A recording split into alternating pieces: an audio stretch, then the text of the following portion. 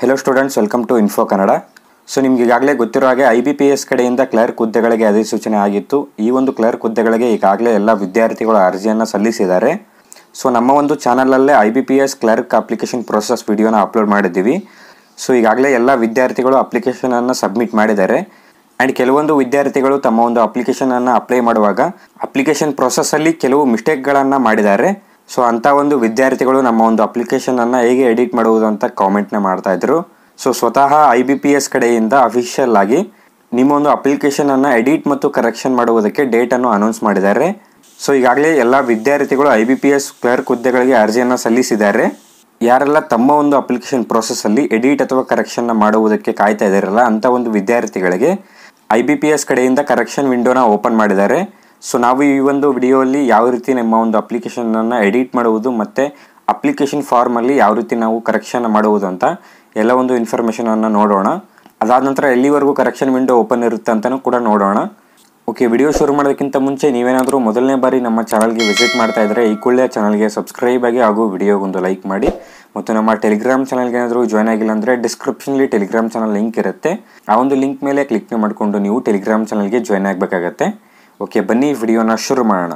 So ನೀವೀಗ screen ಮೇಲೆ ನೋಡ್ತಾ ಇದ್ದೀರಲ್ಲ, ಸ್ವತಃ IBPS ಕಡೆಯಿಂದನೇ ಅಫಿಷಿಯಲ್ ಆಗಿ ಅನೌನ್ಸ್ ಮಾಡಿರುವಂಥದ್ದು edit window for candidates to modify. So ನೀವಿಲ್ಲಿ ನೋಡ್ಬೋದು ಡೇಟ್ಸ್ ಫಾರ್ ಎಡಿಟ್ ವಿಂಡೋ ಅಂತ ಹೇಳ್ಬಿಟ್ಟು 2/9/2025 3/9/2025 ಡೇಟನ್ನು ಮೆನ್ಷನ್ ಮಾಡಲಾಗಿದೆ. ಸೊ ಸೆಪ್ಟೆಂಬರ್ 2 ಸೆಪ್ಟೆಂಬರ್ 3 ನಿಮಗೆ ಎಡಿಟ್ ಮಾಡುವುದಕ್ಕೆ ಅವಕಾಶವಿರುತ್ತದೆ. ನಿಮ್ಮ ಒಂದು ಅಪ್ಲಿಕೇಶನ್ನಲ್ಲಿ ನೀವು ಕರೆಕ್ಷನ್ ಅಥವಾ ಎಡಿಟನ್ನು ಮಾಡಬಹುದು. ಸೊ ಕೇವಲ ಒಂದು ದಿನ ಮಾತ್ರ ಟೈಮ್ ಇರುವಂಥದ್ದು. ಈ ಒಂದು ದಿನದ ಒಳಗಡೆ ನೀವು ನಿಮ್ಮ ಒಂದು ಅಪ್ಲಿಕೇಶನನ್ನು ಎಡಿಟ್ ಮಾಡಬಹುದು. ಸೊ ಇಲ್ಲಿ ಹಲವಾರು ವಿದ್ಯಾರ್ಥಿಗಳು ಅಪ್ಲಿಕೇಶನ್ನ ಸಬ್ಮಿಟ್ ಮಾಡುವಾಗ ನಾವು ತಪ್ಪು ಮಾಹಿತಿಯನ್ನು ಎಂಟರ್ ಮಾಡಿದ್ದೀವಿ ಅಂತ ಕಾಮೆಂಟ್ನ ಮಾಡ್ತಾ ಇದ್ದಾರೆ. ಸೊ ಅಂಥ ಒಂದು ವಿದ್ಯಾರ್ಥಿಗಳು ನೀವು ಈ ಒಂದು ಟೈಮ್ ಒಳಗಡೆ ನೀವು ನಿಮ್ಮ ಒಂದು ಅಪ್ಲಿಕೇಶನನ್ನು ಎಡಿಟ್ ಮಾಡಬಹುದು. ಸೊ ಅಪ್ಲೈ ಮಾಡುವಾಗ ಯಾರೆಲ್ಲ ಅಪ್ಲಿಕೇಶನ್ ಪ್ರೊಸೆಸ್ಸಲ್ಲಿ ತಪ್ಪಾದ ಮಾಹಿತಿಯನ್ನು ಎಂಟರ್ ಮಾಡಿದಿರಲ್ಲ ಅಂಥ ಒಂದು ವಿದ್ಯಾರ್ಥಿಗಳು ನೀವು ಈ ಒಂದು ಟೈಮ್ ಒಳಗಡೆ ನಿಮ್ಮ ಒಂದು ಅಪ್ಲಿಕೇಶನನ್ನು ಎಡಿಟ್ ಮಾಡ್ಕೊಳ್ಳಿ. ಸೊ ಅದಾದ ನಂತರ ಕೆಳಗಡೆ ನಿಮ್ಮ ಒಂದು ಅಪ್ಲಿಕೇಶನಲ್ಲಿ ನೀವು ಏನನ್ನು ಎಡಿಟ್ ಮಾಡುವುದಕ್ಕಾಗಲ್ಲ ಅಂತ ಮೆನ್ಷನ್ ಮಾಡಲಾಗಿದೆ. ಸೊ ನೀವು ಇಲ್ಲಿ ನೋಡ್ಬೋದು data submitted by the candidates in original application for name, email ID, mobile number, state field in vacancy, state field in correspondence address, permanent address, post and nationality fields cannot be edited ಅಂತ ಇಲ್ಲಿ mention ಮಾಡಲಾಗಿದೆ. So ನಿಮ್ಮ ಒಂದು name ಮತ್ತು email ID, mobile number ಹಾಗೂ state ಹಾಗೂ post ಬಂದು ನೀವು ಯಾವುದೇ ಕಾರಣಕ್ಕೂ ಎಡಿಟ್ ಮಾಡುವುದಕ್ಕಾಗಲ್ಲ. ಈ ಒಂದು name, email ID, mobile number, state ಮತ್ತು ವೇಕೆನ್ಸಿಗಳನ್ನು ನೀವು ಯಾವುದೇ ಕಾರಣಕ್ಕೂ ಎಡಿಟ್ ಮಾಡುವುದಕ್ಕಾಗಲ್ಲ.